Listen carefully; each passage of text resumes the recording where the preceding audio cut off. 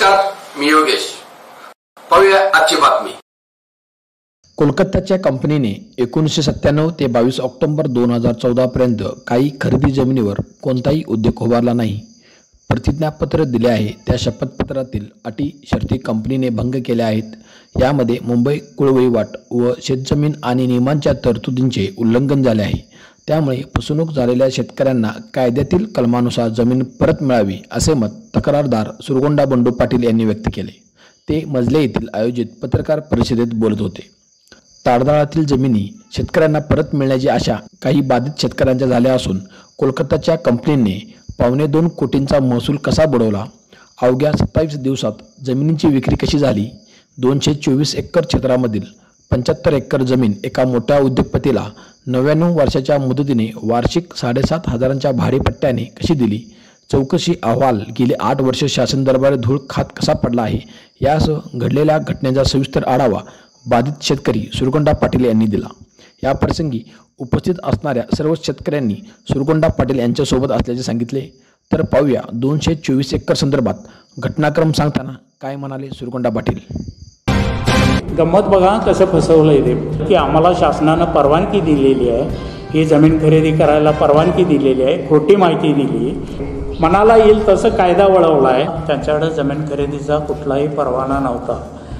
त्यांनी प्रत्यक्षात परवाना अर्ज द्यायच्या अगोदर 17/9/97 ईस्वी रोजी हातकणंगले हद्दीतली 22 एकर जमीन खरेदी केली.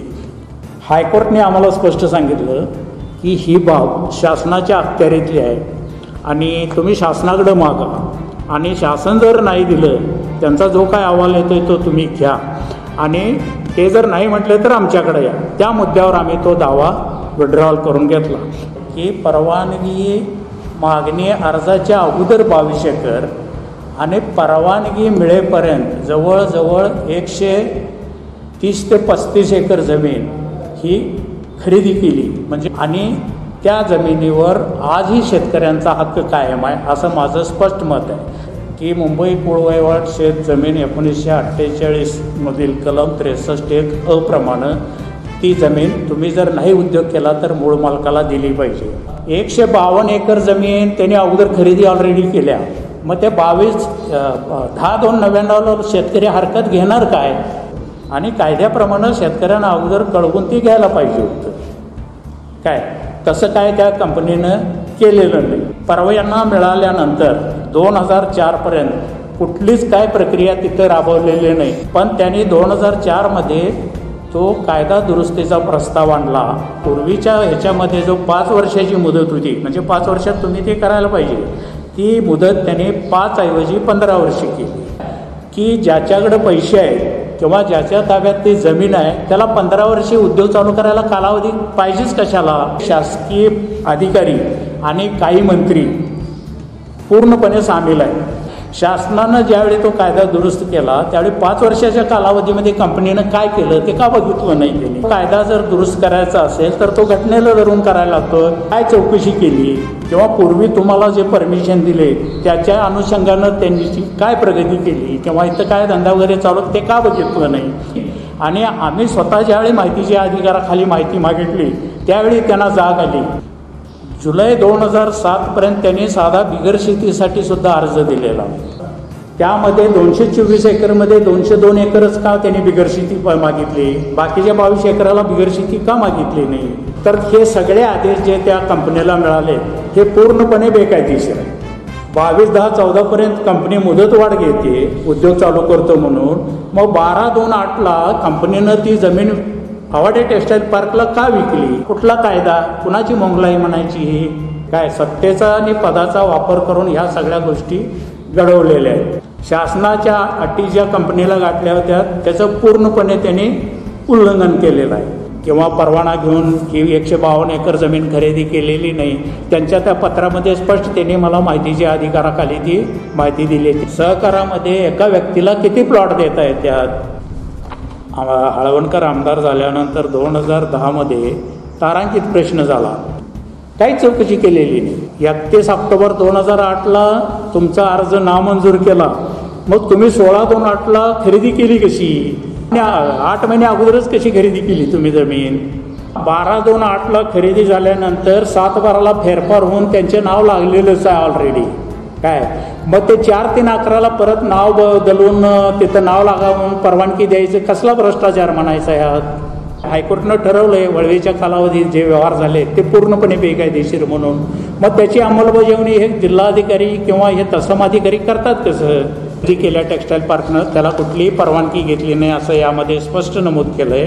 त्या आवाड्यांच्या ज्या नातेवाईकांनी जी जमीन खरेदी केल्या 8.87 ह्या शेतकऱ्यांच्यावर तुम्ही बुलडोजर लावला ह्या शासनानं. मग आता ह्या बेकायदेशीर व्यवहारानं ज्या काही गोष्टी घडल्या त्याच्यावर बुलडोजर आणि JCB का फिरवत नाही तुम्ही? त्या मिळकतीवर बुलडोजर फिरवून शेतकऱ्यांना जमिनी परत द्यायला काय अडचण आहे तुम्हाला? हा पूर्ण व्यवहार तर कंपनीचा बोगसच आहे आणि कंपनीचा मूळ बोगस आहे म्हटल्यानंतर पुढचं सगळं ऑटोमॅटिकच बोगस आलं. काय तुमचं बरोबर आहे ते दाखवा, उद्या आम्ही सगळ्या तक्रारी मागं घेतो. जिल्हाधिकारी आपल्या स्तरावर काय ते ह्याचा निर्णय घेऊ शकतात. मुळशी आणि खेड तालुक्यामध्ये अशाच प्रकारच्या जमिनी खरेदी केल्या आणि तिथल्या जिल्हाधिकाऱ्यानं त्या कंपनीला कोट्यावधी रुपयाचा दंड आणि त्या जमिनी त्यांच्या परत करा असा आदेश दिला आहे. 2009 पासून आम्ही अर्जाऱ्या मारतोय, आज 15 वर्ष होऊन गेली आणि शेतकरी नेते म्हणवणारे तर ह्याच्यापेक्षा थर्ड क्लास आहेत. त्याच्या अगोदर मी स्वतः इचलकरंजी कोर्टामध्ये खरेदीपत्र रद्द व्हावं म्हणून गेलो होतो. मला पण खोटी आश्वासनं दिली, कंपनीसारखं त्यांच्या मुलाला नोकरी लावतो, अमुक करतो तमुक करतो. माझी नोटरी करून घेतली आणि माझी काय तक्रार नाही म्हणून त्यामध्ये लिहून घेतलं आणि कंपनीबरोबर झालेला व्यवहार हा बेकायदेशीर आहे. मग तुम्हाला माझ्याकडून नोटरी करून घ्यायची गरज काय? मी काय तुम्हाला डायरेक्ट जमीन विकलोय काय? इथं सुद्धा आमची दिशाभूल केली आणि शेतकऱ्यांची फसवणूक केली. त्या स्टॅम्पवर एन्डॉर्समेंट नाही आणि ह्या कालावधीमध्ये जी जमीन खरेदी झाली ती कायदेशीर धरायची काय? जाहीर नोटीस पुढारीमध्ये 10/2/99 2.2 एकर जमीन तुम्ही ऑलरेडी खरेदी केलाय. मग आता ह्याच्यात ते खरेदी केलेल्या जमिनीत शेतकरी काय हरकत घेणार? त्यांनी जो बिगरशेतीला अर्ज दिला हे बघा, विमानतळ किंवा रेल्वे मार्ग किंवा तुरुंग कारागृह किंवा स्थानिक सरकारी कार्यालय किंवा दफनभूमी किती अंतरावर आहे इथं स्पष्ट नाही म्हणून लिहिले त्यांनी. मग एवढं असताना त्या कंपनीनं त्या आवाडे पार्कला जमीन विकली कशी? मग ह्या पार्कनं तुकडे पाडून विकले कसे? मग ह्या आदेशाला काय अर्थ आहे का? मग आता तुम्ही ह्या दाखल करताना सगळं खोटं केलंय म्हटल्यावर हा आदेश गृहीत धरायचा काय? संजय घोडा त्याला फक्त 7,500 रुपये नाममात्र भाडं वर्षाला 75 एकराला. किती हास्यास्पद बाब आहे बघा. म्हणजे तिथं ग्रीन हाऊस करणार होते आणि ते माझ्या तक्रारीवरून ते ग्रीन हाऊसचं स्ट्रक्चर उभा केलेलं सगळं त्यांनी 2 दिवसात ते काढून घेतलं. 75 एकरामध्ये फळबाग, हेलिपॅड, विमानाची धावपट्टी, बांबूची लागवड हे कुठल्या कायद्यात बसते आणि ह्याची चौकशी का केली नाही? आणि कंपनी बरोबर शासनानं पण शेतकऱ्यांची फसवणूक केलेली आहे. हा पूर्णपणे अर्थपूर्ण वाटाघाटीने शासकीय अधिकाऱ्यांनी हे काम केलेलं आहे. माझ्याकडे कोण किती पैसे घेतले याचा सुद्धा पुरावा आहे. तुम्ही 14 वर्षात काय चौकशी केली? तुमचा अधिकारी एका बाजूला कबूल करतोय की हा सगळं चुकीचं आहे, हे आहे, ते आहे. मग आमच्या जमिनी परत द्यायला तुम्हाला अडचण काय? इथं कबूल करतात त्यांनी हरितगृह म्हणजे ग्रीन हाऊस. मग इंडस्ट्रीयल इस्टेट एका बाजूला म्हणताय, मग इथं हरितगृह का आला कसा? शेतकऱ्यांना फसवायचं आणि त्यांना भिकेल लावायचं काम हे शासकीय अधिकारी आणि नेतेच करायला लागलेत असा याचा अर्थ होत नाही का? सुरगण पाटलांनी आत्तापर्यंत जे सांगितलं ते सगळं खरं आहे आणि त्यांच्याशी आम्ही सहमत आहोत. आणि आतापर्यंत आमची झालेली फसवणूक कंपनीने केलेली ते देखील सगळं बोगस आहे. आम्हाला फसवण्यात आलं आहे आणि बेकायदेशीरपणे तिथं जर इंडस्ट्रीयल असताना तिथं पेरूच्या बागा किंवा परत इंडस्ट्रीलमध्ये धावपट्टी असं सगळं उभारणी करत चाललेलं आहे. मग आमची शेती जर आम्ही पिकवायच्या ताकदीत असतो तर आम्हाला ते करता आलं नसतं काय? बाकीच्यांना ते देऊन त्यांनी पिकवण्यापेक्षा आम्हाला ते काय मिळालं तर आम्ही पिकवू शकत नाही काय? तिथं पेरूच्या बागा, हळद, ऊस असं लावलं जाते. मग आमची शेती आम्हाला करता येते, आम्हाला पिकवता येते. ह्याच्या आधी देखील आम्ही तिथे पिकवलं आहे. आम्हाला सांगता नाही की हे सांगून त्यांनी फसवून घेतलीत. आम्हाला नोकऱ्या लावतो म्हटलीत, आम्हाला तिथं बाकीचं काय आहे ते सगळे बेनिफिट देतो म्हटलीत त्यांनी. आता ते काय देखील नाही. कंपनीचं नेम हे असताना देखील त्यांनी परस्पर गैरव्यवहार केला आणि आवाडे पार्कला ती जमीन विकली गेली. हे बेकायदेशीर नाही का? मला आतापर्यंत जे विलंब लावला गेला 2017 पासून, तो विलंब कसा वाटतोय हे त्यांनी सांगावं. मी प्रदीप कुमार पाटील, राहणार मजले, शेतकरी, गावचा शेतकरी आहे. आणि जी आता जे सुरगुण पाटील यांनी सांगितलं ते सगळं सत्य आहे. आणि ह्याच्याबद्दल आम्ही सहमत आहे की त्याला की पूर्णपणे बोगसगिरी झालेली आहे किंवा कंपनीनं जे आश्वासनं दिली हे पण चुकीचे दिली.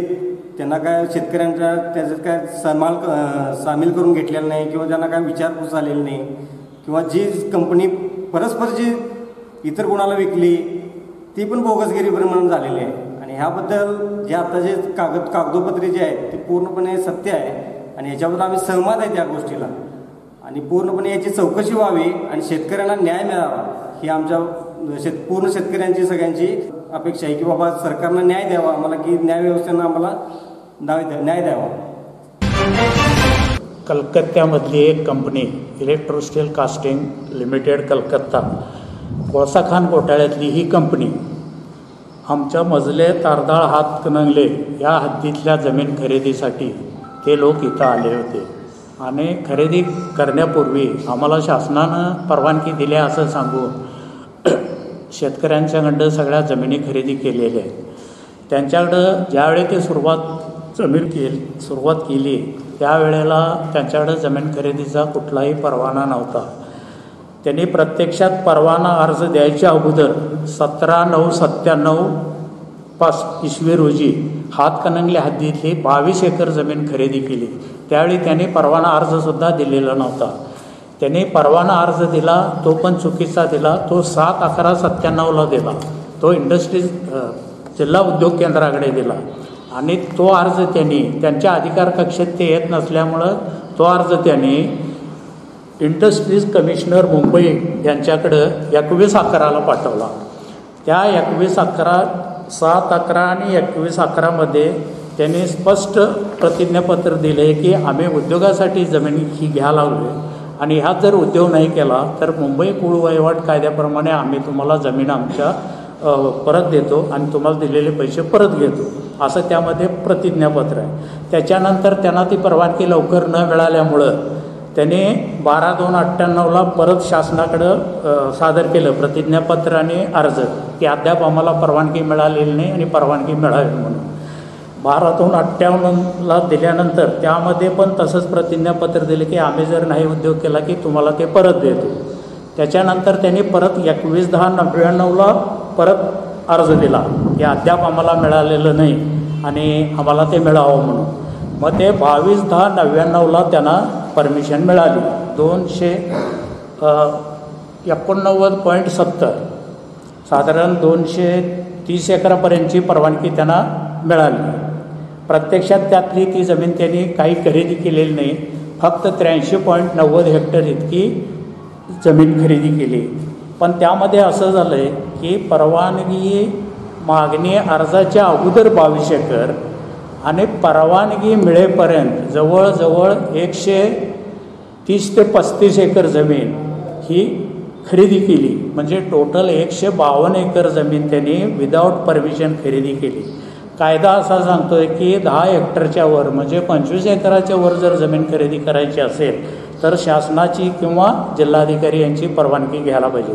ती परवानगी न घेता ती 152 एकर जमीन जी खरेदी झाली ती पूर्णपणे बेकायदेशीर आणि त्या जमिनीवर आजही शेतकऱ्यांचा हक्क कायम आहे असं माझं स्पष्ट मत आहे.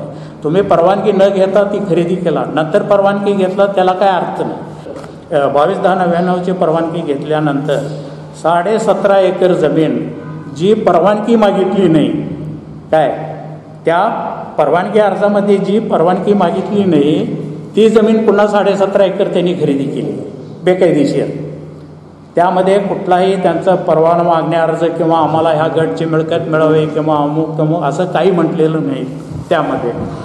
त्याच्यानंतर त्यांनी काय केलं की परवाना मिळाला त्या अटीमध्ये 22/10/99 परवाना अर्जामध्ये पहिली अट आहे की मुंबई कुळवहिवाट शेत जमीन 1948 मधील कलम 63 अ प्रमाणे ती जमीन तुम्ही जर नाही उद्योग केला तर मूळ मालकाला दिली पाहिजे. परत त्यामध्ये दुसऱ्या 2 शेवटच्या अटी आहेत. तुम्ही उद्योग चालू करून दर 6 महिन्याला त्याचा काय तुमचा प्रोग्रेस झाला आहे त्या संदर्भात जिल्हा अधिकारी यांना त्यांनी अहवाल द्यायचा आहे. तसं त्यांनी काही केलेलं नाही. त्याप्रमाणे दुसरी गोष्ट अशी की तुमच्याकडं परमिशन मिळाली त्यावेळी 152 एकर जमीन तुमच्या ताब्यात असताना तुम्ही उद्योग का चालू केला नाही? साधा एक 2x2चा खड्डासुद्धा देणे तिथं काढला नाही.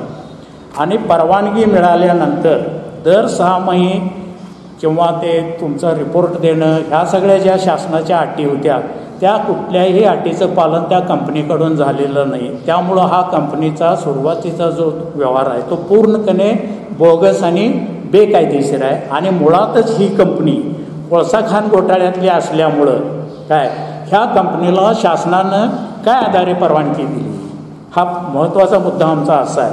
याशिवाय शासनानं वास्तविक सगळ्या शेतकऱ्यांना ज्यांच्या जमिनी खरेदी करायच्या आहेत त्यांना अगोदर कमीत कमी 60 दिवसाची नोटीस द्यायला पाहिजे होती की बाबा तुमच्या जमिनी खरेदी संदर्भात असा आमच्याकडे अर्ज झालेला आहे आणि याबाबत तुमची हरकत वगैरे काय आहे का असं त्यांनी त्यामध्ये आम्हाला कळवायला पाहिजे होतं. पण त्यांनी कळवलं नाही. 152 एकर जमीन खरेदी झाल्यानंतर 10/2/99ला म्हणजे परवानगीच्या अगोदर फक्त मला 10/2 आणि 22/10 6 महिने साधारण 8 महिने अगोदर त्यांनी एक दैनिक पुढारीमधून 10/2/99ला एक जाहीर नोटीस दिली की अमुक अमुक ह्या गट नंबरच्या जमिनी अशा त्या कंपनीनं खरेदीसाठी मागितले आणि याबाबत तुमची काय हरकत असेल तर ते सांगावं म्हणून. तर मला सांगा 152 एकर जमीन त्यांनी अगोदर खरेदी ऑलरेडी केल्या. मग ते 10/2/99ला शेतकरी हरकत घेणार काय आधारानं हरकत घेणार? तुम्ही त्याच्या अगोदरच जाहीर करायच्या अगोदरच तुम्ही ऑलरेडी त्या कंपनीला खरेदी केल्या ना ती जमीन सगळी. म्हणजे हे सगळ्यामध्ये जास्त महत्त्वाचं. आणि कायद्याप्रमाणे शेतकऱ्यांना अगोदर कळवून ती घ्यायला पाहिजे होतं. काय तसं काय त्या कंपनीनं केलेलं नाही. नंतर त्यांनी परवाना मिळाल्यानंतर 2004पर्यंत कुठलीच काय प्रक्रिया तिथं राबवलेली नाही. म्हणजे त्या परवाना अर्जामध्ये ज्या अटी होत्या त्या कुठल्याही अटीचं पालन केलेलं नाही. पूर्णपणे त्या सगळ्या अटींचं उल्लंघन केलेलं आहे. आणि 2004मध्ये त्यांनी सदर कायदा दुरुस्तीचा प्रस्ताव आणला. पूर्वी त्या कायद्यामध्ये ज्या कारणासाठी तुम्ही जमीन घेतला आहे त्याच कारणासाठी त्याचा वापर करायला पाहिजे असं स्पष्ट उल्लेख आहे. पण त्यांनी 2004मध्ये तो कायदा दुरुस्तीचा प्रस्ताव आणला आणि ते ज्या कारणासाठी होतं तो बाजूला केला आणि इंडस्ट्रीयल इस्टेट व इंटिग्रेटेड टेक्स्टाईल पार्क हे 2 शब्द त्यात ॲडिशनल केले. आणि त्या पूर्वीच्या ह्याच्यामध्ये जो 5 वर्षाची मुदत होती म्हणजे 5 वर्षात तुम्ही ते करायला पाहिजे ती मुदत त्याने 5 ऐवजी 15 वर्षे केली. यामध्ये आमचा मुद्दा असा आहे की ज्याच्याकडे पैसे आहेत किंवा ज्याच्या ताब्यात ती जमीन आहे त्याला 15 वर्षे उद्योग चालू करायला कालावधी पाहिजेच कशाला? ह्यामध्ये पूर्णपणे शासनानं सुद्धा पूर्णपणे ती जमीन आता ज्यांनी खरेदी केल्या ते सत्तेवर असल्यामुळं त्यांना त्यांच्या सांगण्यावरून हा कायदा दुरुस्त केलेला आहे. तो काय कुणाच्या हितासाठी किंवा काय असा काय प्रकार झालेला नाही. शेतकरी भिकेला लागले तरी चालतील पण त्यांचा फायदा झाला पाहिजे अशा उद्देशानं तो कायदा त्यांनी तो दुरुस्त केला. एक तर मूळ कंपनी घोटाळ्यातली कोळसा खाण घोटाळ्यातली परत त्यांना तुम्ही कायदा दुरुस्त करून मुदतवाढ देता आणि ते काहीच करत नाही. याचा अर्थ काय? हा पूर्णपणे बेकायदेशीर आणि भ्रष्ट कारभार आहे. आणि यामध्ये शासकीय अधिकारी आणि काही मंत्री पूर्णपणे सामील आहेत जेणेकरून ही मिळकत कशी पदरात पडेल ह्याचा त्यांनी हे केलं वापर केलेला आहे. याच्या पुढं जाऊन सांगतो हा कायदा 2004मध्ये आणल्यानंतर त्याला 2005ला मंजुरी मिळाली त्या कायद्याला. आणि त्या दुरुस्तीमध्ये त्याने फक्त हे 2 ॲडिशनल शब्द केले industrial estate and textile park आणि कालावधी 5चा 15 वर्षे केला. शासनानं ज्यावेळी तो कायदा दुरुस्त केला त्यावेळी 5 वर्षाच्या कालावधीमध्ये कंपनीनं काय केलं ते का बघितलं नाही त्यांनी?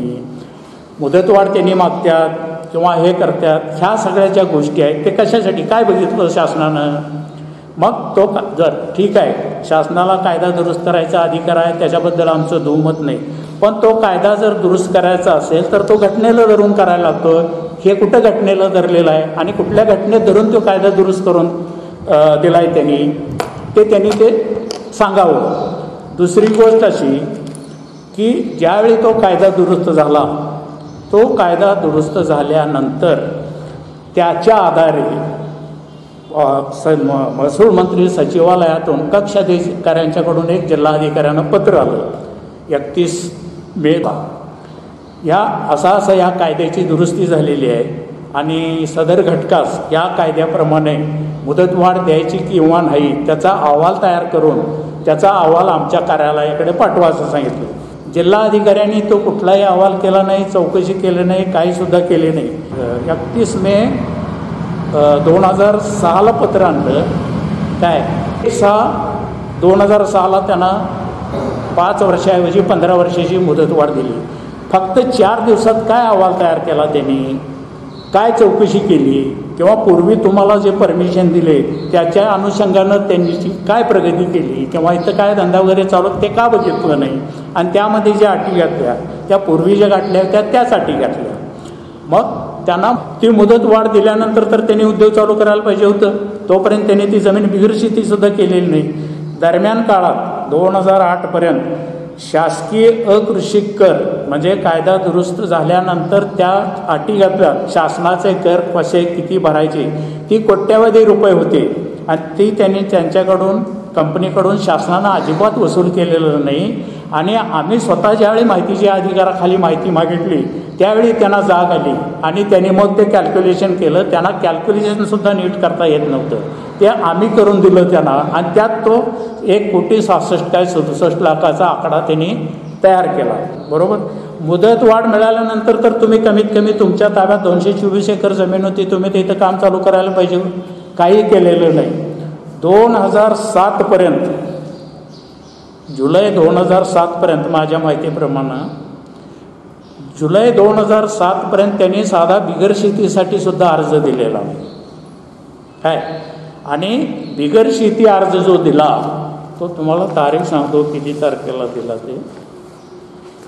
त्या कंपनीनं कायदा दुरुस्तीप्रमाणे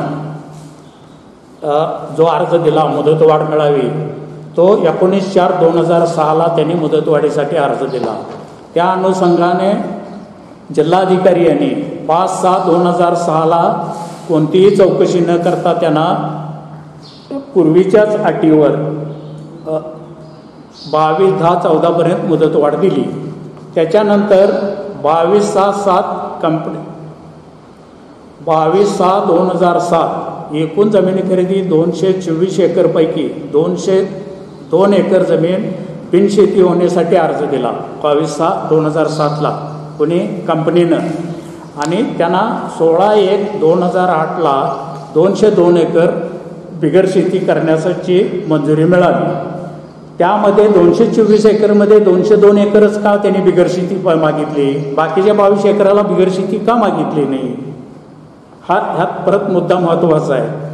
बरं, त्यांनी जे 22/6/2007ला बिगर शेती अर्ज दिला त्या अर्जामध्ये जी त्यांनी माहिती दिली ती पण कंपनीनं खोटी माहिती दिली. त्या जमिनीच्या शेजारी स्मशानभूमी आहे काय स्पष्ट नाही म्हणून लिहिलेलं आहे. त्यामध्ये उच्च दाबाची विद्युत वाहिनी गेले काय असा त्यांचे म्हणजे प्रश्न आहे. त्यामध्ये गेलेलं नाही म्हणून सांगितलं आहे. परत तिथून रेल्वे लाईन वगैरे जाते काय त्या जमिनीला घासून रेल्वे लाईन आहे ही पण माहिती त्यांनी सगळी ती खोटी दिली.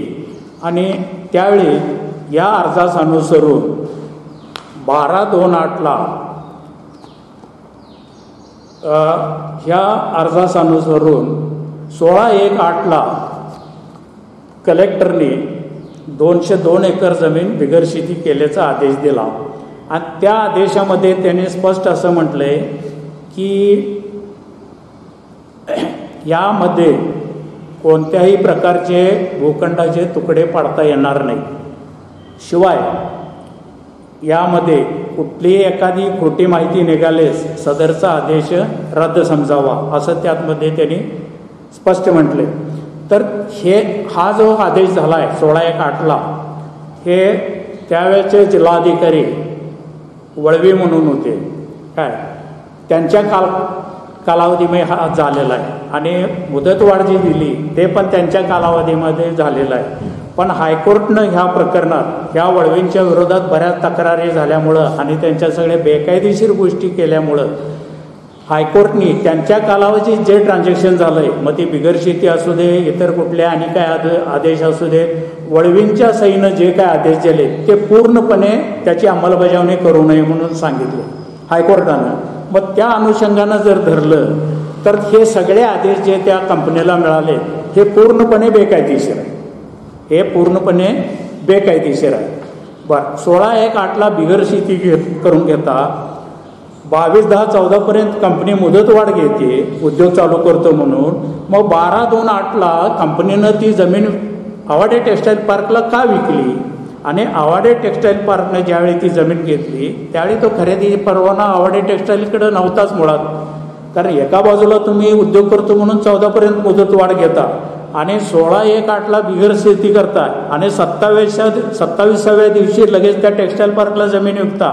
कुठला कायदा, कुणाची मोंगलाई म्हणायची ही, कुणाची सत्ता? आणि सत्तेचाच वापर करून त्याला जर मदत करायची असेल त्या पार्कला, आवाडे पार्कला, तर महाराष्ट्रातली सगळी महसूल इस्टेट आहे ती त्याच्या नावावर करून टाका की. मग यामध्ये सगळे मंत्री अधिकारी सगळे बरबटलेले आहेत.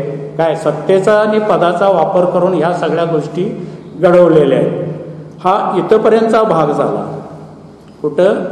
कंपनीचा. हा म्हणजे आमचं मत यामध्ये असं आहे, कंपनी जो शेतकऱ्यांच्या बरोबर जो व्यवहार केला आहे तो पूर्णपणे बेकायदेशीर, बोगस आणि नियमबाह्य. शासनाच्या अटी ज्या कंपनीला गाठल्या होत्या त्याचं पूर्णपणे त्यांनी उल्लंघन केलेलं आहे. त्यामुळं ही जमीन आता पूर्णपणे शेतकऱ्यांची आजसुद्धा ती मालकीची आहे. फक्त शासन दरबारी आम्ही 2009पासून तक्रारी करतोय. वारंवार तक्रारी करून काही तक्रारी जिल्हाधिकाऱ्यांच्याकडं चौकशीला आले. त्या तक्रारीमधले जिल्हाधिकाऱ्यांनी खाली तहसीलदार आणि उपविभागीय अधिकारी यांच्याकडे ती प्रकरणं पाठवली. यांना ते अहवाल पाठवा म्हटले. त्याने त्या अहवालामध्ये स्पष्ट म्हटले की असं हे कुठलाही परवाना त्यांनी घेतलेला नाही किंवा परवाना घेऊन ही 152 एकर जमीन खरेदी केलेली नाही. त्यांच्या त्या पत्रामध्ये स्पष्ट त्यांनी मला माहितीच्या अधिकाराखाली ती माहिती दिली. त्यांनी गावच्या तलाट्यांच्या सहीनं तहसीलदार यांनी मला ती माहिती दिलेली आहे. यामध्ये पुन्हा प्रश्न असा आहे, एका बाजूला तुम्ही इंडस्ट्रीयल इस्टेट म्हणताय, मग त्या ठिकाणी फळबाग, काय हेलिपॅड, विमानाची धावपट्टी आणि आत्ता तर तिथं बांबू लावलेला आहे. मग हे कुठल्या नियमात बसतंय? इंडस्ट्रीयल इस्टेट सहकार म्हणताय तुम्ही, सहकारामध्ये एका व्यक्तीला किती प्लॉट देता येतात? 100 एकर एकालाच जमीन देता येते काय? ह्या बाबी तपासायचे सगळे अधिकार शासनाला आहेत. पण त्यांनी तसं काय केलेलं नाही. फक्त राजकारणात सत्तेचा आणि पदाचा वापर करून या सगळ्या मंडळींनी माजी मंत्री प्रकाश आवाडे यांना ते सहकार्य केलेलं आहे त्यांनी. आणि त्यांच्या कालावधीमध्ये ही जमीन खरेदी घेतल्यानंतर जो व्यवहार झाला आहे तो पण पूर्णपणे बेकायदेशीर आहे. आम्हाला तिथंपर्यंत जायची त्याची गरज नाही. मूळ बेसिक कंपनीनं जे आमच्याबरोबर व्यवहार केला आहे आणि ते जे काय आम्हाला सांगितले किंवा लिहून दिले त्याप्रमाणे आम्हाला ती जमीन परत मिळायला पाहिजे. हे सगळ्यात महत्त्वाचं त्यामध्ये मुद्दा आहे. आता तुम्हाला सांगतो की ह्या संदर्भात तारांकित प्रश्न झाला 2010मध्ये. हळवणकर आमदार झाल्यानंतर 2010मध्ये तारांकित प्रश्न झाला. तारांकित प्रश्नामध्ये त्याने बाबा हा काय व्यवहार आहे, कंपनीनं शेतकऱ्यांची फसवणूक केलेली आहे काय, असे वगैरे त्यांनी ती माहिती विचारली होती. आणि त्यामध्ये खाली जिल्हाधिकाऱ्यांनी पूर्णपणे हा व्यवहार बेकायदेशीर झाला आहे, यामध्ये परवानगी नाही, ह्या अशा ज्या बाबी आहेत ते सगळ्या नोंद करून त्यांनी तो अहवाल पाठवला आहे. तो 17,011 नंबरचा तारांकित प्रश्न आहे. त्या तारांकित प्रश्नानंतर त्याची पुढं काय अंमलबजावणी झाली किंवा त्याच्यावर काय कारवाई झाली किंवा काय केलं, काहीच नाही केले. म्हणजे त्यावर काहीच चौकशी केलेली नाही. काय दुसरी गोष्ट, आवाडे पार्कनी सदर जमिनीला आम्हाला खरेदीला परवानगी मिळावी म्हणून अर्ज केला. त्या परवानगी अनुषंगानं त्यांचा अर्ज साधारण बघा, त्यांचा अर्ज जो होता काय 25/9/2006 त्यांनी आवाडे टेक्स्टाईल पार्कची गंमत बघा कसं फसवलं आहे ते. 2004 कायदा दुरुस्तीचा प्रस्ताव आणला, त्यामध्ये मूळ कायद्यात बदल करून टेक्स्टाईल पार्क आणि इंडस्ट्रियल इस्टेट म्हणून त्यात ॲड केले 2 शब्द आणि 5 वर्षाचा कालावधी 15 वर्षे केला. लगेच 5/6 नंतर 25/9/6 आवाडे टेक्स्टाईल पार्कची स्थापना झाली, म्हणजे संस्थेचं रजिस्ट्रेशन झालं. म्हणजे कालावधी किती आहे, मध्ये 3-4 महिन्यातच. म्हणजे त्यांना ही जमीन हडप करायची होती, म्हणून त्यांनी ह्या संस्थेची स्थापना केली. आणि 22/3/7 त्यांनी जमीन खरेदी करून मिळावी म्हणून टेक्स्टाईल पार्कनं अर्ज केला, आम्हाला परवानगी मिळावी म्हणून. त्याच्यानंतर तो अर्ज त्या ऑफिसनं 31 ऑक्टोबर 2008 नामंजूर केला. त्यांनी जी परवानगी मागितली 7 तो अर्ज त्यांनी नामंजूर केला. आणि तशा अशाचं पत्र पण त्यांनी पाठवलं. हे बघा, हे पत्र आहे, त्याच्यावर हे पत्र आहे. हा अर्ज नामंजूर झाला. तुम्ही एका बाजूला परवानगी मागताय, 31 ऑक्टोबर 2008 तुमचा अर्ज नामंजूर केला, मग तुम्ही 16/2/8 खरेदी केली कशी? 8 महिने अगोदरच कशी खरेदी केली तुम्ही जमीन? एका बाजूला तुम्ही परवानगी मागताय, तुमचा अर्ज निकाली काढतोय, आणि मग तुम्ही त्या अगोदरच खरेदी केला. हा व्यवहार कायदेशीर धरायचा काय? त्यानंतर त्यांनी परत शासनानं त्यांना काय केलं, 4/3/2011 ह्या अनुषंगानं नाव बदलायला परवानगी दिली. 4/3/11 मला सांगा, 12/2/8 खरेदी झाल्यानंतर 7/12 फेरफार होऊन त्यांचे नाव लागलेलंच आहे ऑलरेडी. काय मग ते 4/3/11 परत नाव बदलून तिथं नाव लागावून परवानगी द्यायचं, कसला भ्रष्टाचार म्हणायचा ह्यात? 4/3/11 म्हणजे 8 आणि 3/11 हा भ्रष्टाचार आहे. काय यामध्ये मनाला येईल तसं कायदा वळवला आहे, मनाला येईल तसं. आणि त्यामध्ये पुन्हा असं की त्यांनी परत आवाडे टेक्स्टाईल पार्कनं ही जमीन खरेदी केल्यानंतर त्या पूर्वीच्या बिगरशेती आदेशा अनुसरून नवीन रेखांकन त्यांनी तयार करून पाठवलं. तेही नवीन रेखांकन वळवी ह्या जिल्हाधिकाऱ्याकडेच होतं काम, आणि त्यानं ते नवीन रेखांकनाला कुठली काही परवानगी किंवा ह्यामध्ये काय तक्रारी आहेत ह्या संदर्भात कुठली काही चौकशी न करता त्यांना नवीन रेखांकनाला मंजुरी देऊन टाकली. तो पण व्यवहार बेकायदेशीर आहे. हायकोर्टनं ठरवलंय वळवीच्या कालावधीत जे व्यवहार झाले ते पूर्णपणे बेकायदेशीर म्हणून. मग त्याची अंमलबजावणी हे जिल्हाधिकारी किंवा हे तत्समाधिकारी करतात कसं? याशिवाय नगर रचना विभागाची कुठलीही ह्या टेक्स्टाईल पार्कमध्ये ज्या इमारती बांधकाम झाल्या त्यामध्ये कुठलीही त्यांना परवानगी दिलेली नाही. काय कुठलीही परवानगी दिलेली नाही. मग त्या संदर्भात एक अहवाल पाठवला आहे यांनी आपल्या उपविभागीय अधिकाऱ्यांनी. त्या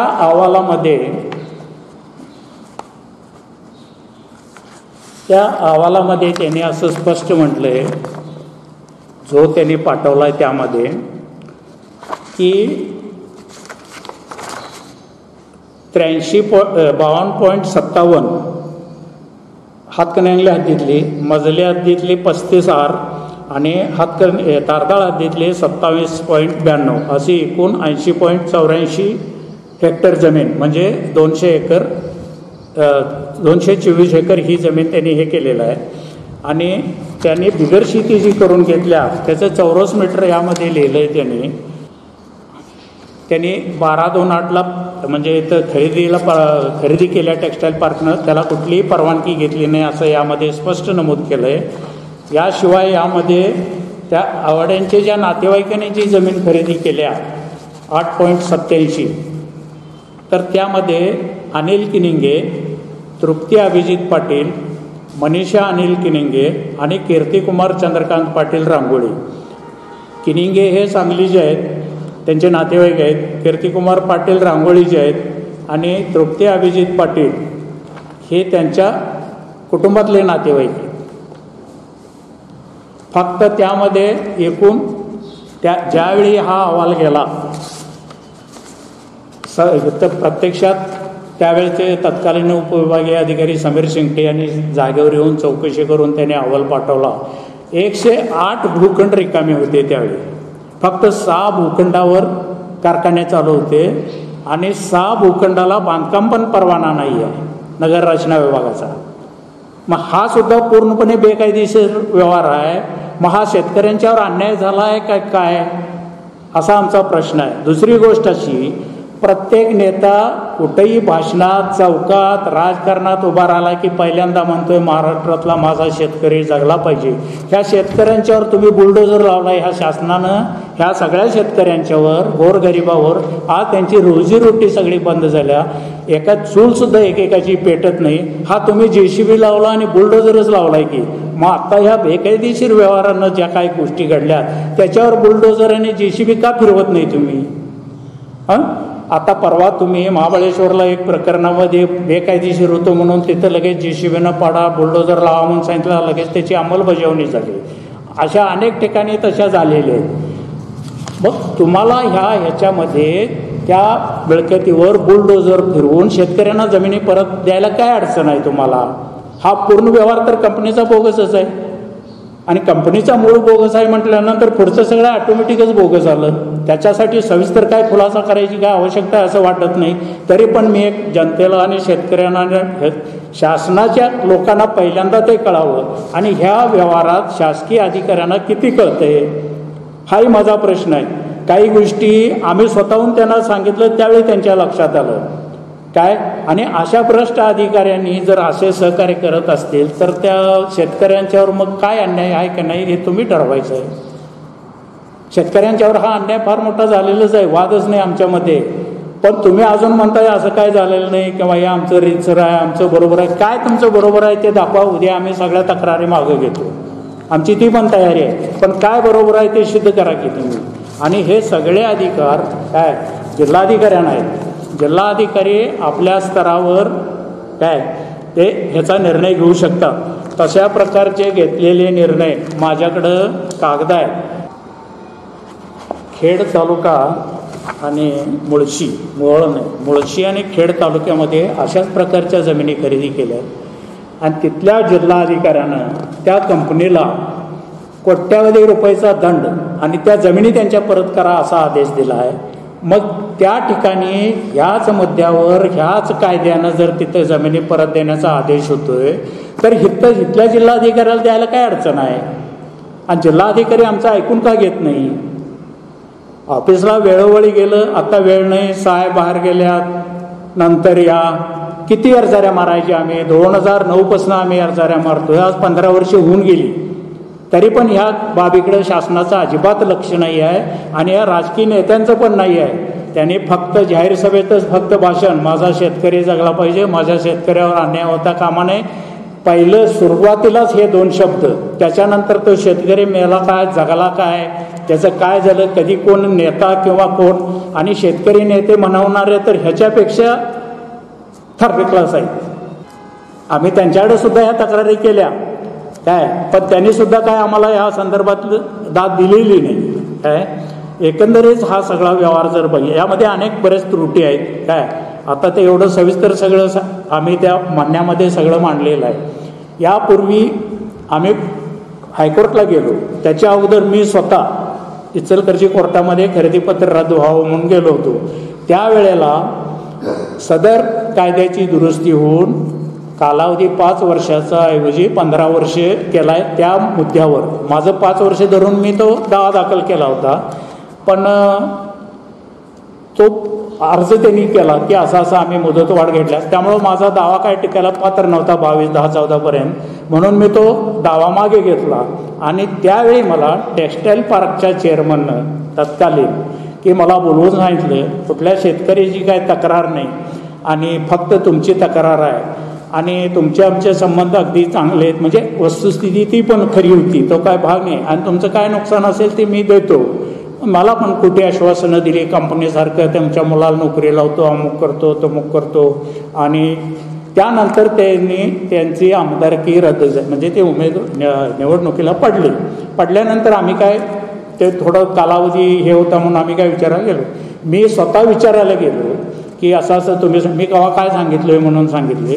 आणि माझ्याकडं एक नोटरी करून घेतली होती की क्रमवार, म्हणजे घटनाक्रम हे जे काय आता तुम्हाला सांगितलं या व्यवहारात जे काय घडले त्याप्रमाणे माझी नोटरी करून घेतली आणि माझी काय तक्रार नाही म्हणून त्यामध्ये लिहून घेतलं. नंतर मला यांनी यात फसवलं हे माझ्या लक्षात आल्यानंतर मी त्यांना UPSCनं त्यांना पाठवलं की तुम्ही मला खोटी माहिती देऊन आणि दिशाभूल करून माझ्याकडून नोटरी करून घेतलेली आहे. सदरची नोटरी कायदेशीर की बेकायदेशीर ठरवायचा अधिकार न्यायालयाला आहे, त्यामुळे तुम्हाला करून दिलेली नोटरी रद्द समजावी. आणि परत मी शासनाला पत्र लिहिलं की पूर्वी मी तक्रारी मागं घेतल्याबद्दल कळवलं होतं, पण वस्तुस्थिती तशी नसून मला चुकीची माहिती मिळाल्यामुळं मी ते तुम्हाला पाठवलं होतं. तर तो तक्रारी अर्ज माझा पूर्वीचा अर्ज रद्द करावा आणि माझ्या आहेत त्या तक्रारी तशा चालू ठेवाव्या, तसं मी त्यांना कळवलं आहे. त्याबाबतचं तुम्हाला पत्र दाखवतो, माझ्याकडं त्याची ओशी आहे. हे बघा, त्या मुळशी आणि खेड याच्यामध्ये हे बघा एका कंपनीला फसवल्यामुळं हा 46 कोटीचा दंड झाला इथं. परत तुम्हाला दाखवतो. परत त्या जमिनीचा कर भरला नसल्यामुळं जमिनीच्या न केलेल्या वापराबाबत दंड झाल्याबाबतचं पत्र आहे ह्याच्यामध्ये मुळशी आणि खेडमध्ये. खुद्द टेक्स्टाईल पार्कनं त्यांचे किती जागेवर बांधकाम आहे आणि किती नाही त्या संदर्भात त्यांनीच हात दिलेला कागद आहे. उपविभागीय अधिकारी यांच्याकडं टेक्स्टाईल पार्कनं दिलेला कागद आहे. हे हायलाईट मार्क केले, हे कुठेही परवाना नाही, काय नाही. 104 भूखंड ते मोकळे, ही यादी त्यांची आहे.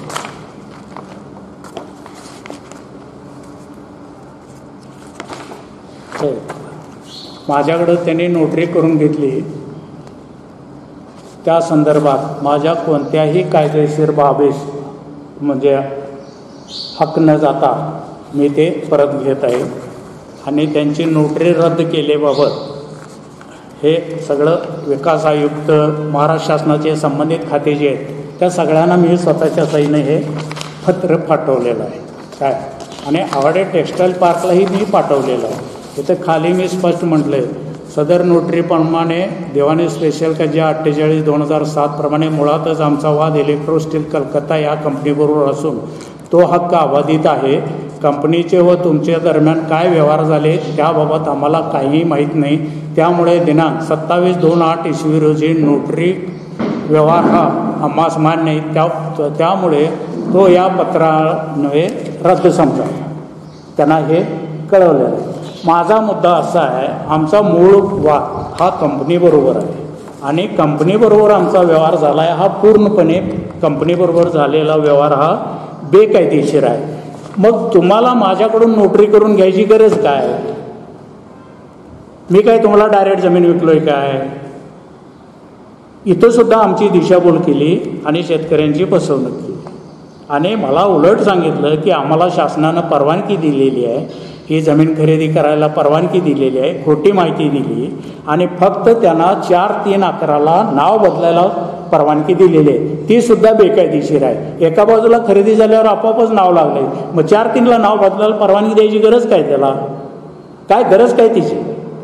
बरं, हे तारांकित प्रश्न एवढे झाले.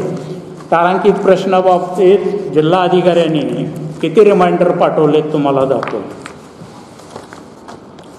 त्यामध्ये पुन्हा 50 रुपयाचे 2 स्टॅम्प घेतलेत त्यांनी. त्या स्टॅम्पवर एंडोर्समेंट नाही, म्हणजे ते कुठनं आणले, काय आणले ते बघा. हे 2 स्टॅम्प आहेत, ते बघा. त्याच्यावर कुठल्या ट्रेझरीतनं आणले, काय आणले, बाकीचे त्यांचे जे स्टॅम्प आहेत त्याच्यावर मात्र एंडोर्समेंट आहे. हे बघा, कुठनं आणलंय, काय आणलंय त्याच्यावर आहे. मग ह्या स्टॅम्पच्या आधारे ज्या जमिनी खरेदी झाल्या त्यामध्ये 6 महिन्यासाठी कंपनीनं एका व्यक्तीला त्यांच्या अधिकारपत्र दिलेलं आहे.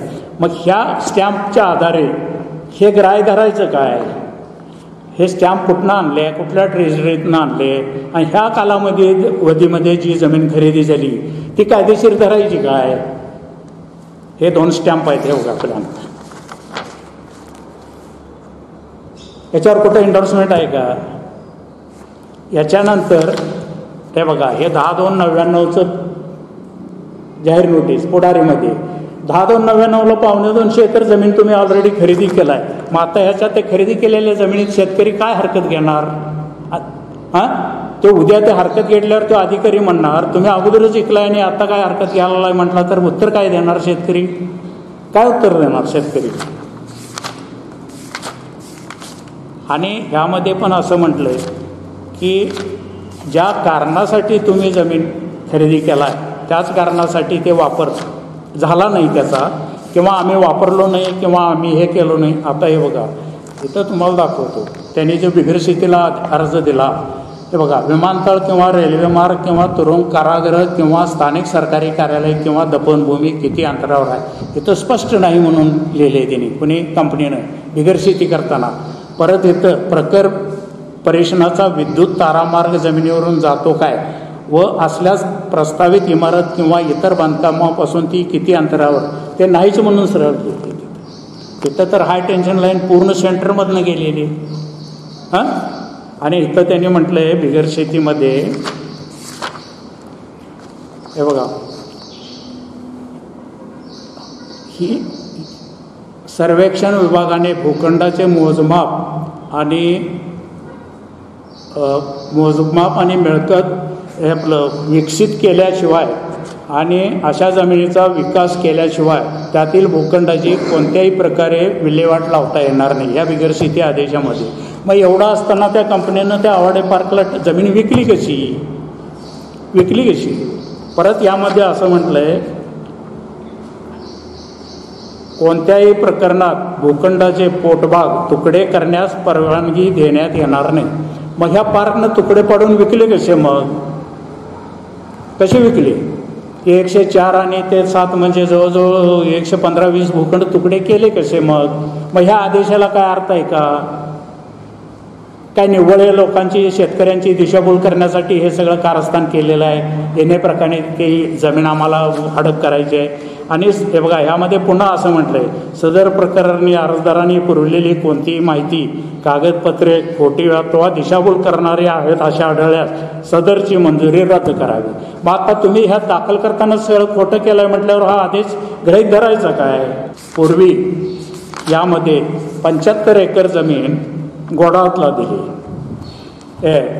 घोडावत संजय घोडावत, त्याला फक्त 7,500 रुपये नाममात्र भाडं वर्षाला, 75 एकराला. किती हास्यास्पद बाब आहे बघा. त्याला 7,500, एका माणसाला एवढी जमीन द्यायची गरज काय? इथं स्पष्ट लिहिलेलं आहे.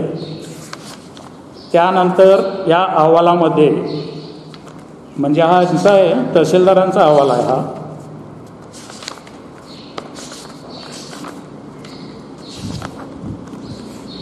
हे बघा, जिल्हा अधिकाऱ्यांच्याकडं 31/8/2010 हा अहवाल गेलेला आहे. 31/8/2010 म्हणजे माझ्या तक्रारीवरून. इथं त्यांनी म्हटलं आहे संदर्भ सुरगुंडा बंडू पाटील, बाबासाहेब पाटील, राहणार मजले यांच्याकडे दिनांक 22/11/2009 रोजीचा अर्ज पोस्टल कास्टिंग संदर्भात. तर ह्यामध्ये त्यांनी असं कबूल केलं आहे, म्हणजे अहवालामध्ये टेक्स्टाईल पार्क लिमिटेड या संस्थेविषयी 99 वर्षासाठी नाममात्र भाडे रक्कम रुपये 7,500 दर साल सुरुवातीस एप्रिल महिन्याच्या आत भरून घ्यावं असं म्हटले. पुन्हा यामध्ये इथं स्पष्ट म्हटले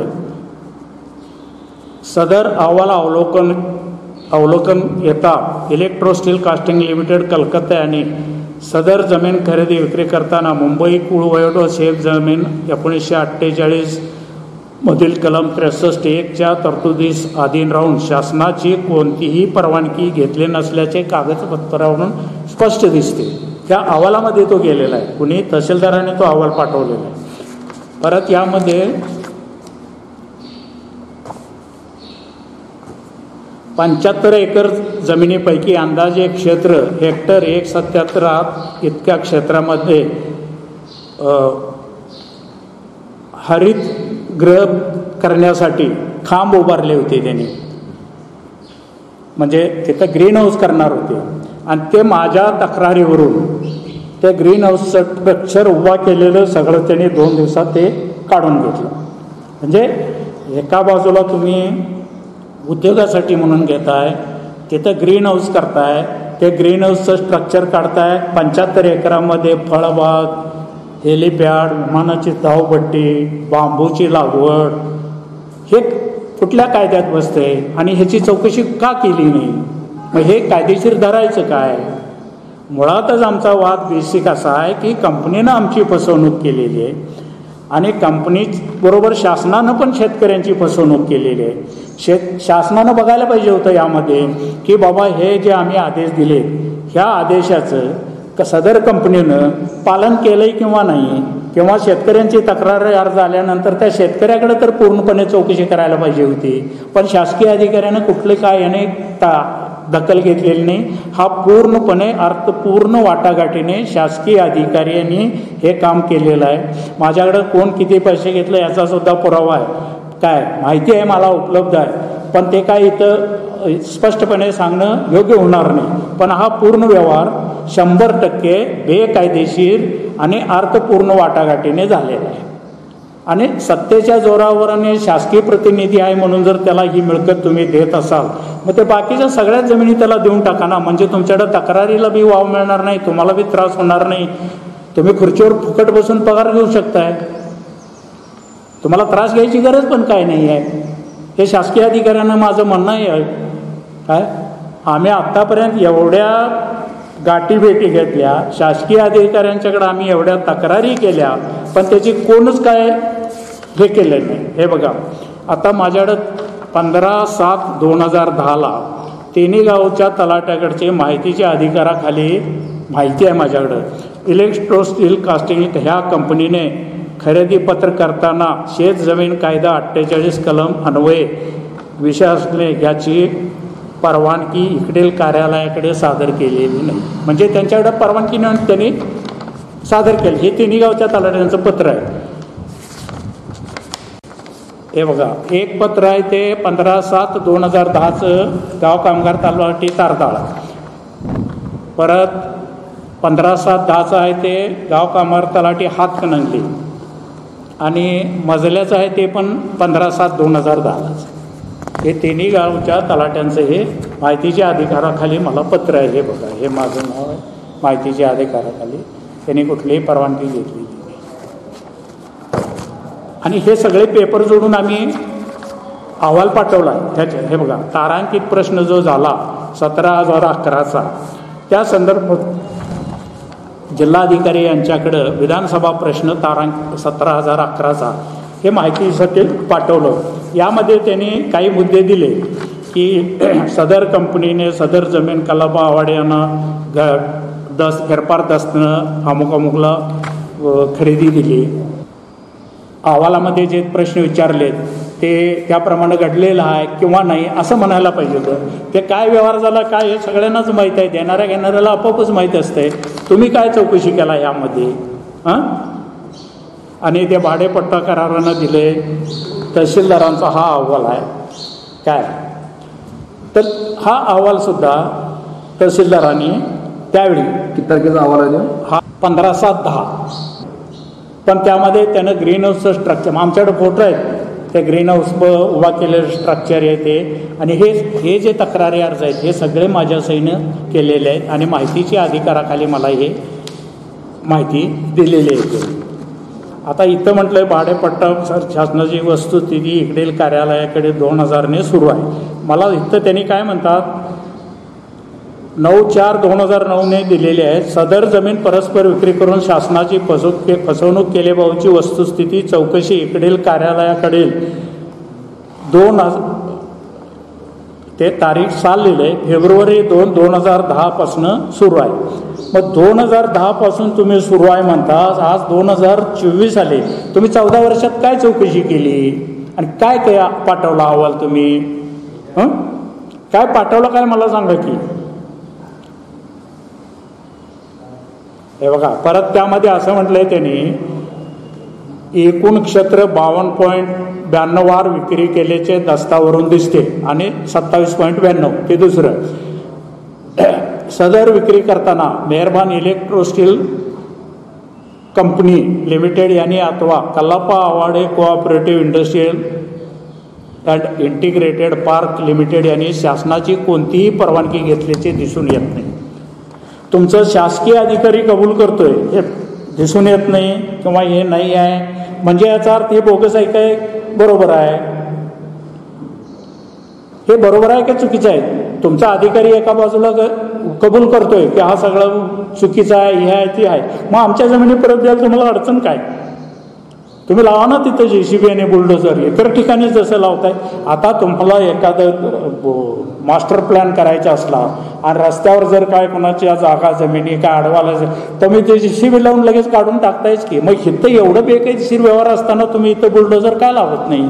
शासनाला माझा महसूल मंत्र्यांना महसुली अधिकाऱ्यांना एवढ मुख्यमंत्र्याला सुद्धा माझा असा अहवाल आहे. तर बघा एक अहवाल केला आहे. Kallappa Awade cooperative industrial estate and integrated textile park limited यांनी खरेदी जमिनीपैकी Ghodawat industries private limited Chipri taluka Shirol या संस्थेत कोणत्या आदेशाच्या परवानगीने आधाराने हरितगृह उभारणीसाठी भाडेपट्टा विलेख तत्वानुसार दिले. इथं कबूल करतात त्यांनी हरितगृह म्हणजे ग्रीन हाऊस. मग इंडस्ट्रियल इस्टेट एका बाजूला म्हणताय, मग इथं हरितगृह का आला कसा? हा अहवाल त्यांचाच गेलेला आहे. परत माझ्या दुसरं एक पत्र आहे मला म्हणजे तारदाळमधले हातकणंगले संदर्भातलं 16/7/2011 पत्र आहे. काय मी तक्रार केलं होतं. जिल्हाधिकाऱ्यांनी तत्कालीन तहसीलदार समीर सिंगटे यांना पत्र दिलं होतं. मुख्यमंत्री व इतर 7 पाठविलेल्या पत्राची प्रत यासोबत जोडली आहे. एवढ्या मोठ्या समूहाने लिहिलेल्या पत्रामध्ये उल्लेख केलेला मजकूर पाहता इलेक्ट्रोस्टील कास्टिंग कलकत्ता या परप्रांतीय कंपनीच्या जमीन खरेदी व्यवहारामुळे शेतकऱ्यांच्या त्रस्त भावना दिसून येतात असं लक्ष्मीकांत देशमुख म्हणून जे जिल्हाधिकारी होते त्यांनी या इथं तहसीलदार त्यावेळी शिंगटे होते काय त्यांना असं पत्र. त्यामुळे आपण व्यक्तीच्या स्थळ पाहणी करून याबाबतचा स्वयंस्पष्ट अहवाल माझे स्वीय सहायकाद्वारे 15 दिवसाच्या आत माझ्याकडे सादर करावा.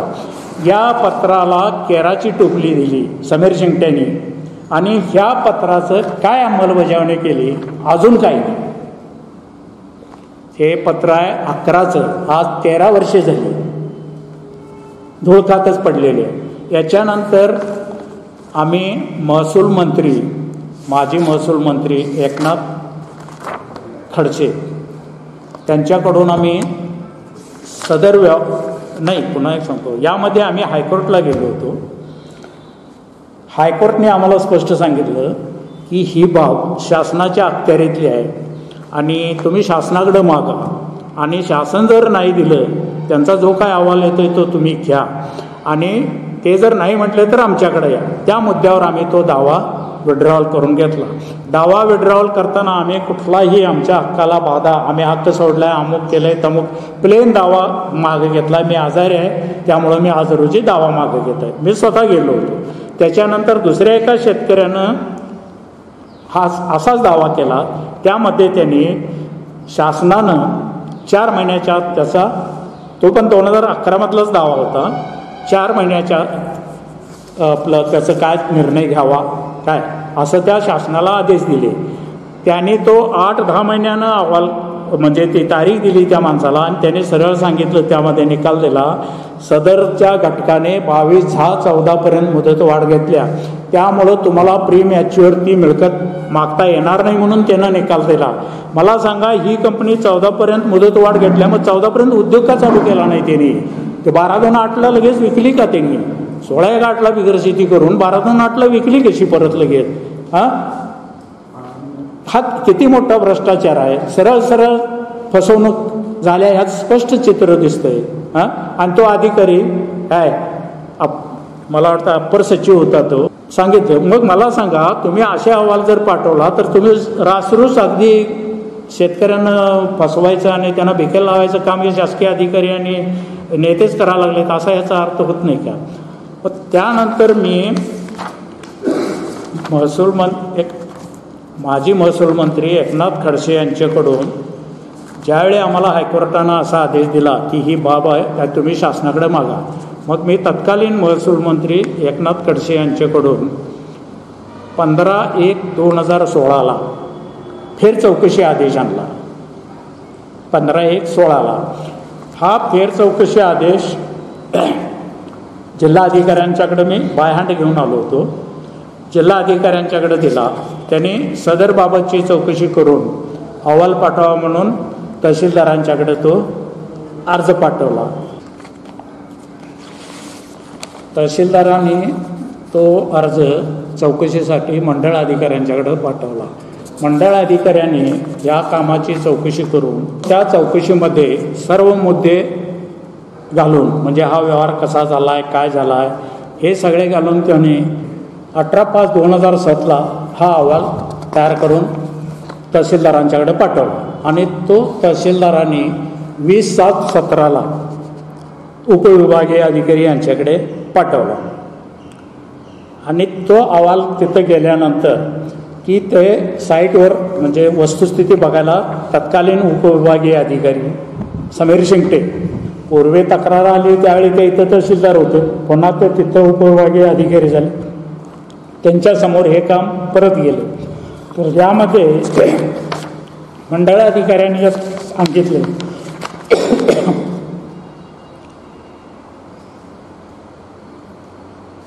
त्यांनी स्पष्ट अहवालामध्ये लिहिले, सदर कंपनीनं दिनांक 5/7/2006 इसवी रोजी मुदतवाढ घेतली, परंतु सदर कंपनीने जमीन खरेदी केल्यापासून जवळजवळ 11 वर्षी खरेदी केलेली जमीन म्हणजे 15/1/2008 पर्यंत बिनशेतीसुद्धा केलेली नाही व सदर मुदतीत कोणताही उद्योग उभारला नाही, असं स्पष्ट तहसीलदार मंडळ अधिकाऱ्यांनी हा अहवाल दिलेला आहे. परत यामध्ये हे घोडावरचं वगैरे ज्या काय जमिनी दिल्यात त्याचा म्हणजे जो काय गैरव्यवहार झाला आहे त्याचा ह्यामध्ये तो उल्लेख केला आहे. त्याच्यानंतर तहसीलदारांनी यामध्ये सरळ दिले 17/9/97 पासून जमीन खरेदी केलेली आहे, तसेच परवाना प्राप्त होणे अगोदरच कंपनीने जमीन खरेदी केलेली आहे, असा तहसीलदारांचा हा स्पष्टपणे अहवाल उपविभागीय अधिकाऱ्यांच्याकडे आहे. त्याच्यानंतर ह्याच्यावर त्यांनी कुठलीही काहीही कारवाई केलेली नाही. हातकणंगले हद्दीतली 52.92 हेक्टर जमीन 5,40,00,000 टेक्स्टाईल पार्कने खरेदी केली आणि तारदाळ हद्दीतली जमीन 27.92 रुपये 3 कोटीला खरेदी केली. ही जमीन खरेदी केल्यानंतर 12/2/8 ही जमीन खरेदी केली आणि सदर तारदाळ हद्दीच्या जमिनीवर इचलकरंजी जनता बँकेकडून 5 कोटीचं कर्ज घेतलं 949ला 3 कोटीची प्रॉपर्टी असताना त्या बँकेनं 5 कोटी रुपये कर्ज दिले कसे? मुळातच त्या प्रॉपर्टीच्या किमतीच्या 50 ते 60% म्हणजे जास्त झालं कर्ज. मग 3 कोटीचे म्हणजे ते 18 साधारण 2 कोटीपर्यंत द्यायला पाहिजे होतं. 5 कोटी कसे दिले तरी? आणि ही बाब मी माहितीची अधिकाराखाली मागितली. तुम्हाला आमची संस्था त्या कक्षेत येत नाही, त्यामुळं तुम्हाला आम्ही माहिती देऊ शकत नाही म्हणून मला पत्र आलं आणि नंतर पुढं 15 दिवसात महिन्यात ती रक्कम त्यांनी ती 5 कोटीची भरून टाकली. हा व्यवहार कायदेशीर म्हणायचा काय? मला त्यांचे काय केलं त्या संस्थेनं त्याच्याबद्दल दुमत नाही, पण कागदावर जे दिसतंय त्यावरनं हे व्यवहार योग्य आहे काय? सर्वसामान्य माणसानं सुद्धा याचा विचार करायला पाहिजे. त्या संस्थेत कसा कारभार चालतो, काय व्यवहार चालतात, जनतेला पण ते कळायला पाहिजे म्हणून मी हे सांगतो. सत्ता तुमची आहे, तुम्ही मालक काय, म्हणून काय वाटेल तसा त्याचा दुरुपयोग करावा. हा पैसा सगळा जनतेचा असतोय. तुम्ही काय घरात नाही छापून आणून बँकेत पैसे देत नाही. हे बघा क्लिअर कट कागद आहे. म्हणजे असे अनेक गैरव्यवहार यामध्ये झालेले आहेत. तेव्हा आमचं म्हणणं यामध्ये एवढंच आहे की खरोखर आमचा जो आता आम्ही तक्रारी अर्ज दिला आहे, फेर चौकशी अहवाल दिला आहे, त्यामध्ये हे सगळे मुद्दे घालून त्यांनी आम्हाला शेतकऱ्यांना न्याय द्यावा. नसेल तर आम्हा शेतकऱ्यांना आत्महत्याशिवाय म्हणजे पर्याय राहणार नाही असं आमचं स्पष्ट मत आहे. तेव्हा ह्याचा शासनानं जरूर विचार करावा काय आणि याबाबत आम्हाला काय असेल तो योग्य तो निर्णय द्यावा.